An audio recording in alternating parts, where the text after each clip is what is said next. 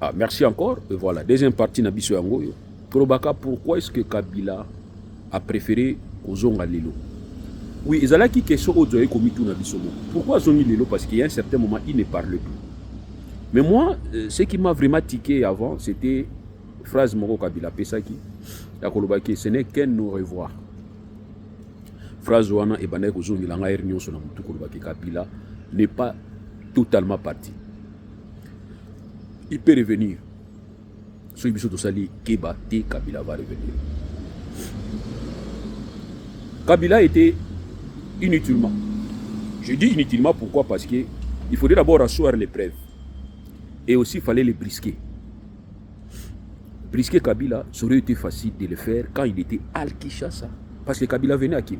Kabila, ça fait une année qu'il Abimaki exile. Une année. Abimaki Kozonga sauté. Mais oh, il y avait déjà des informations. D'abord, dernière information au Kabou, il y a Tolo. Il y a Kabila, tant Abimaki va trouver. Je ne sais pas comment est-ce qu'Abimaki. En fait, ce Abimaki a été battuté, ça veut dire un signe à bien. Or, avant Kabima, il y avait déjà des dossiers où Kabila va soupçonner déjà. C'est bien avant. Bien avant Kabila, c'est déjà bien avant. Donc pour moi, ils avaient facile Kabila Zanakil. Pour créer dossier et pour empêcher Abima. Et vous allez bien, tout est dossier et puis vous allez bien, vous en avez preuve. Où il y a tester réellement que Kabila a ça autre vous avez reproché. Pourquoi la demande? Moi je pense que Kabila Sakani esprit Nabino. Tant qu'on annonce qu'il y a ils ont une façon de tester Batunyonso. Annoncer biso qui est à Zanaki, Nazoya na Goma, Azana Goma, Azokoma na Goma, Makoma na Est. Vous fongez le dossier. Il fallait ça la semblant d'être bouillot qui était. Il fallait ça la semblant. Mais vous savez semblanté, vous fongez, on a la naïe confrère Moraloba qui avec raison. Vous prévenez qui est côté au Goyati, ce que vous avez. Donc c'est que Boïda qui est. Vous avez une pour au Kangaï. Parce que la procédure est inquisitoriale. Inquisitoriale, ça veut dire secret d'instruction. Mais comment dossier ont un secret d'instruction? Même si ils ont un niveau de renseignement. En tout cas, il faut qu'ils aient vraiment top secret. Ils ont un dossier. Tout le monde dans le monde va surveiller, va surveiller. Mais bino, vous en esprit à pololo. Tu vous avez déjà une intention à bino. Kabila na niveau ya Goma. Je vous fais comprendre que Kabila na niveau ya Goma, tant aponi Goma, aponi ango avec raison. Pourquoi raison aponi ango? C'est là où il a la facilité. Ya kokuta otobenga ka moi esengo ya batu likolo na enanu. Mais par contre na Kinshasa ils ali ville moko cosmopolite, c'est-à-dire il y a makambo ebele. Et puis risque ils ara trop na kini. Ya kozala exposé qui na ba province oyo Kabila ki ko. La crainte c'est quoi? Ngai naza mutu ya mwanda. Tata nanga mutu ya mwanda à 100%. Maman nanga mutu ya mwanda ya 100%. Donc ngape naza mutu ya mwanda à 100%. Donc naza na makila 100% mwanda. Mais na koli mingi libanda. C'est fait que à chaque fois que nous intervenons pour makambo ya mwanda, à chaque fois que nous sommes obligés à koloba pour na territoire oyanga, ya ba parananga oyanga, il y a un groupe de gens qui viennent nous affronter. Na ba point où ba moni bango ba kanisi ki za faiblesse. Na ba point ni. Oh aibi ko loba mukiwo yote, c'est-à-dire ki wo eza munoko mboka na biso. Mais na yoka ngo très bien. Très bien par paramètre nyonso ko répondre et to benga ka introduction na ko solola mais détail loba na yo nyonso ko loba na yoka. D'ailleurs je leur avais répondu que eza ko zala maïli kakati. Et là tout à l'heure. Pourquoi bano ki wo yote français mais au défendre paix communauté na yo na français yo yebi. C'est ça la valeur. Oui. Na tuna bango question moko. So oké na perencorep ko solola na mundele wana ya perencorep pas za mundele en français. Bo solola na ki woyo to bo solola langue. Donc si vous en avez besoin de qu'on a bino to moi na bino yebi français pour ça la traduction.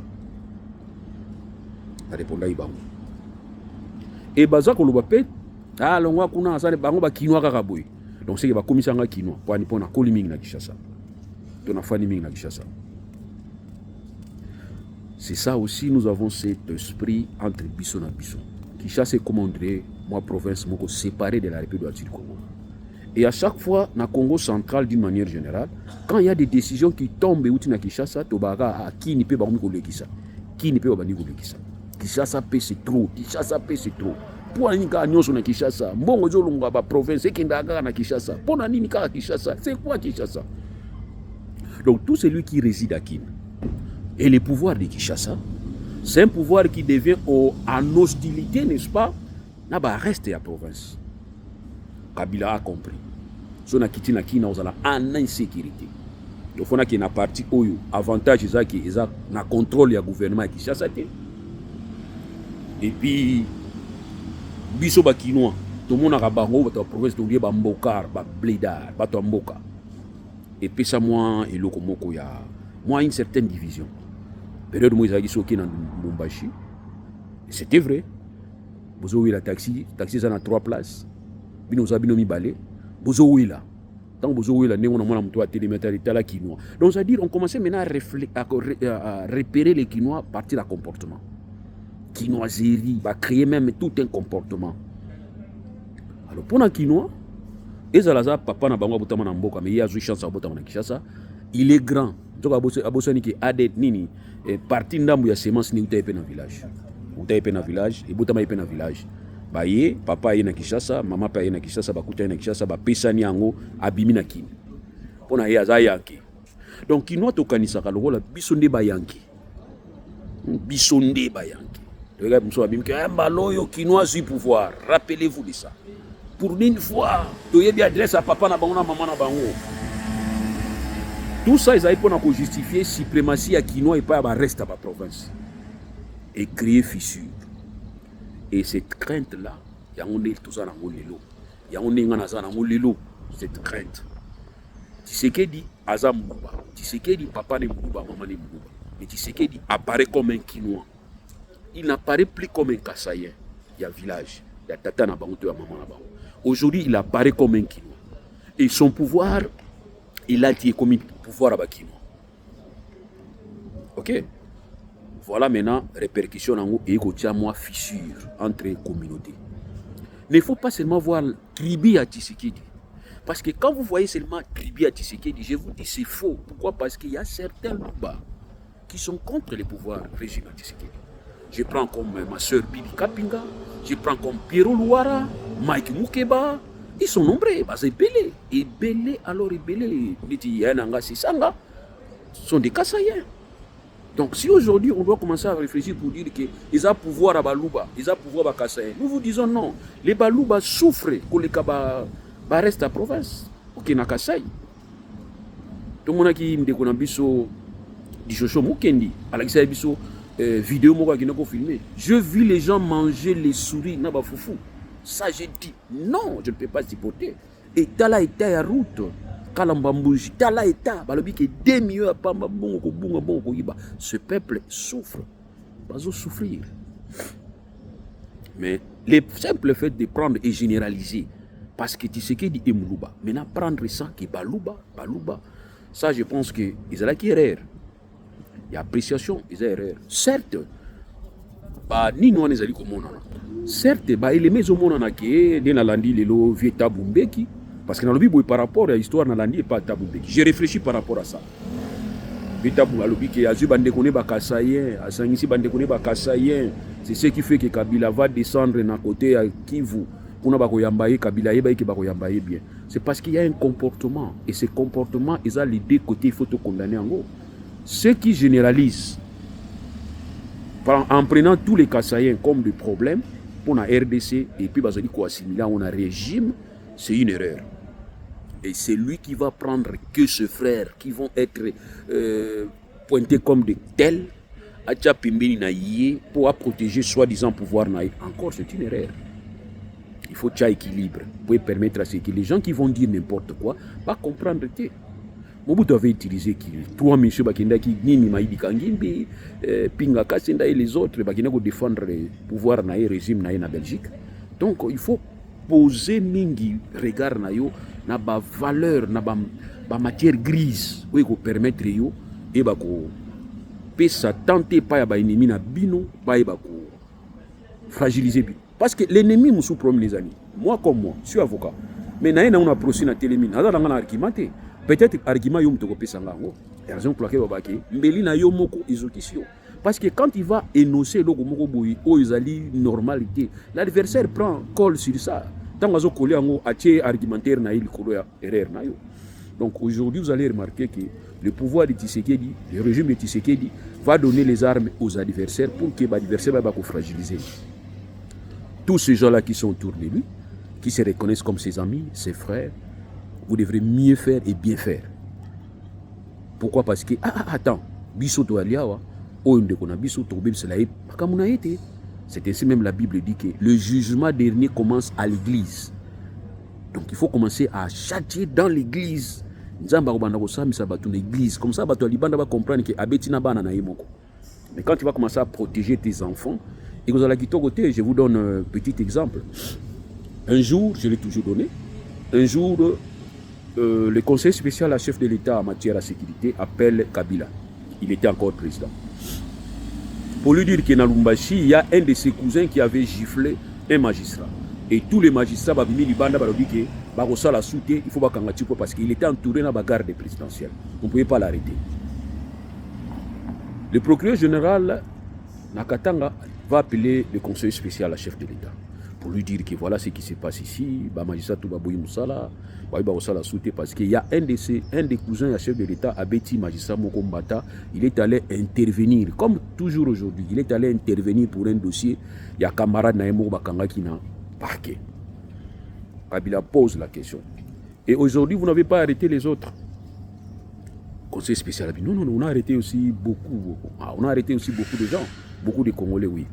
Mais est-ce que vous m'avez appelé pour tous ces Congolais qu'on a arrêtés? Conseil à l'habité. Mais attends, pourquoi m'appeler pour un Congolais qu'on vient d'arrêter? Par contre, il y a plusieurs Congolais qu'on a arrêtés aujourd'hui et vous ne m'avez pas appelé pour ça. À côté de l'Isolo Moussou, Kabila Baniko Solomon Moussou, Tiki Sision. Conseil à Bino, il faut récupérer mon emballé. Il faut avoir vraie intention, les amis. Abi, chef, par rapport à ce que je viens de vous annoncer au premier lieu, Abi, je ne suis pas magistrat. Et je ne peux pas permettre à quelqu'un de gifler un magistrat parce qu'il est mon cousin. Tika justice ça la moussana. Le conseiller va prendre le téléphone, il appelle le procureur pour dire que j'ai eu l'instruction. Le procureur dit que c'est impossible parce qu'il ne peut pas l'arrêter. Il est entouré à la garde présidentielle. Il vient encore appeler le président pour lui donner l'information. Le président dit que ne m'appelle plus pour ça. Tu connais qui commande la garde présidentielle. Kabila Kati téléphone. Le conseiller va appeler le commandant de la garde présidentielle à Kinshasa. Le commandant de la garde présidentielle à Kinshasa peut ordre le commandant de la garde présidentielle à Lubumbashi. Voilà l'instruction. Le commandant de la garde présidentielle à Lubumbashi a quitté la unité Moussou Baké Kokanga. Tous les soldats de la garde présidentielle ont dit que la cousin à Kabila.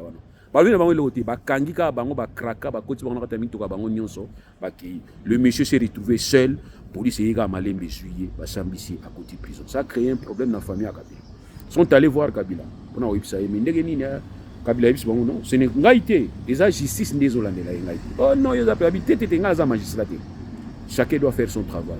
Et c'est une façon qu'on apprendre Binoké. On ne doit pas se comporter comme ça parce qu'on est frères. C'est très important dans la vie, mes frères et sœurs. C'est très important. J'ai donné l'exemple de Kabila. Je peux donner l'exemple de tout le monde.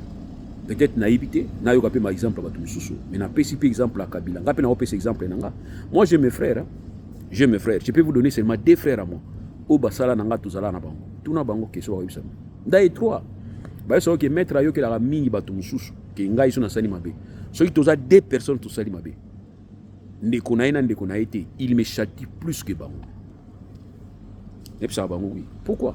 Parce que yo za ndeko nanga. Oko bebisi nanga musala te. So mutu muso abebisi musala nanga na kubengana mbala moko. Mais yo so ko bebisi musala nangai.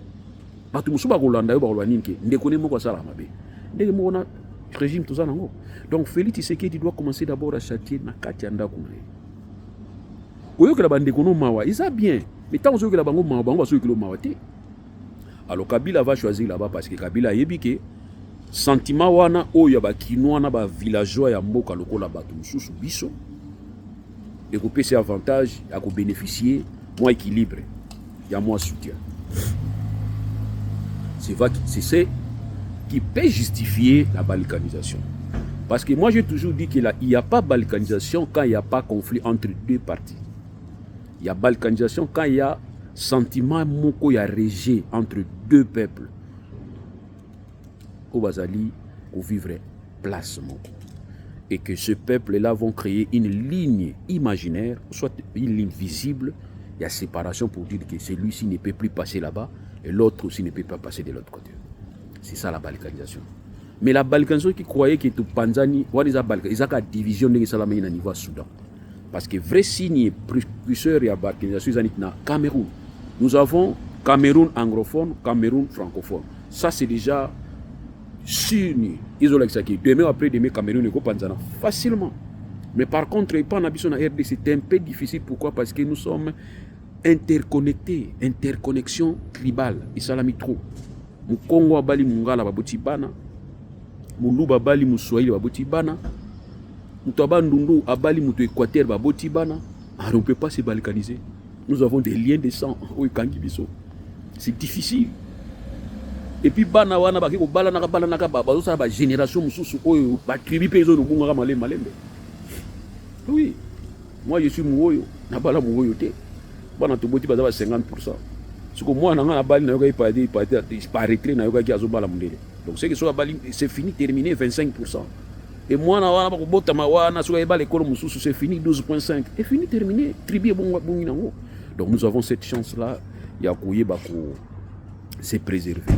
Donc, voilà pourquoi nous vous disons que si nous avons une balkanisation, Goma, Bukavu, parti Nyonsoana, il faut considérer qu'il faut tous la délibérer. Il faut pas la libérer dans le pouvoir à Kinshasa.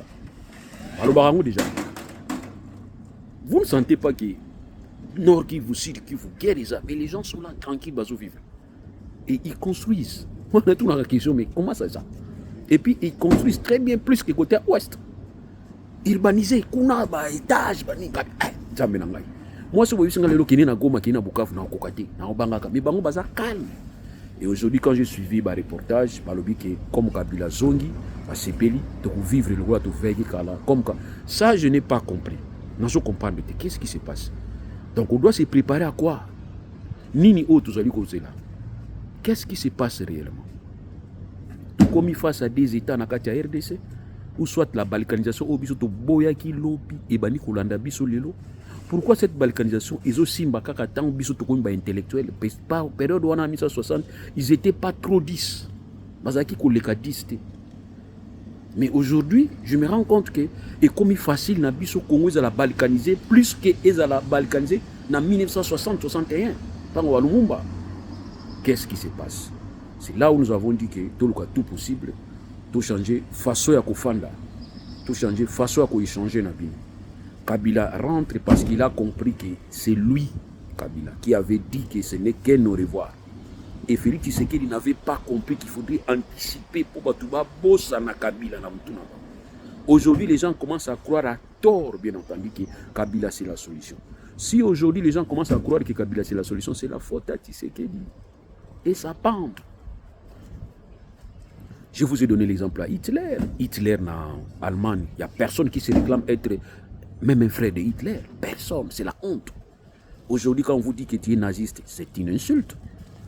Mais les loyaux, tu as perdu, comme Koluba, Kabila, comme ça, discours monde entier, Zolanda. Et aujourd'hui, il va donner des directives à Pessi Banini, tu vas comprendre que ça n'a raison. Communauté internationale, il y a un problème. Quand ils sentent que cet élément, ils ont bololo, mais il faut apporter solution, docteur Ango. Ça, il faut que vous compreniez. Quand ils sentent, ils se disent que voix où ils ont quitté au côté, mais à voix par laquelle autre solution pour qui n'y est quota. Docteur Ango, Batika Ango. Félix Tshisekedi na batunayo. Banda bobani ko pesa ba koloba ba discours. Bozo proposé nani Kabuya a parlé de dimanche. Aucune proposition. Aucune. Après cette proposition, à part attaque personnelle. C'est mon collègue. Kabuya. Kabila za collègue na yote. Kabila za collègue na yote. Pourquoi za collègue na yote? Aza collègue non présidenté.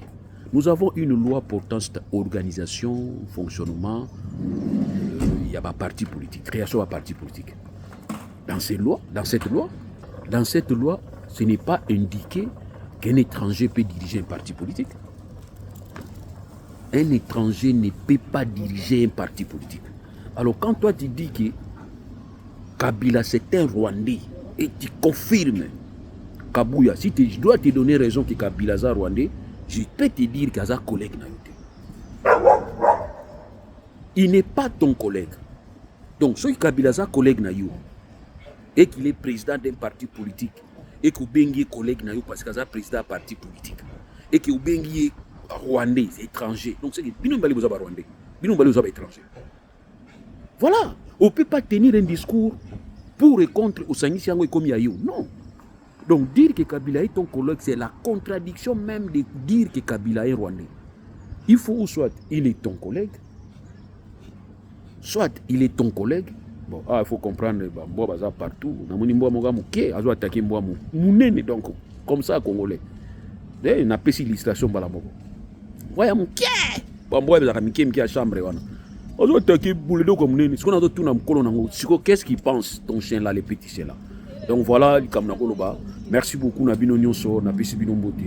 Et vous s'abonner mingi. Pour la monnaie, vous s'abonner, vous s'abonner mingi.